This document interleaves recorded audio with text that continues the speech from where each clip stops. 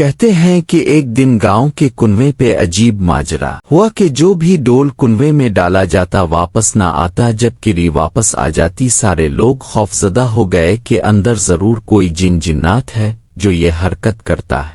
آخر اعلان کیا گیا کہ جو بندہ اس راز کا پتہ لگائے گا اس کو انعام دیا جائے۔ ایک آدمی نے کہا کہ اس کو انعام کی کوئی ضرورت نہیں، مگر وہ گاؤں والوں کی مصیبت کے نکالنے کے لیے یہ قربانی دینے کو تیار ہے، مگر ایک شرط یہ ہے کہ میں کنویں میں اسی صورت اتروں گا جب رسہ پکڑنے والوں میں میرا بھائی بھی شامل۔ اس کے بھائی کو بلایا گیا اور رسہ پکڑنے والوں نے رسہ پکڑا اور ایک ڈول میں بٹھا کر اس بندے کو کنویں میں اتار دیا۔ اس بندے نے دیکھا کہ کنویں میں ایک شرارتی قسم کا بندر بیٹھا ہوا ہے جو ڈول سے فوراً رسی کھول دیتا۔ اس لڑکے نے اپنی جیب کو چیک کیا تو اسے گڑ مل گیا۔ اس نے وہ گڑ اس بندر کو دیا، یوں بندر اس سے مانوس ہو گیا۔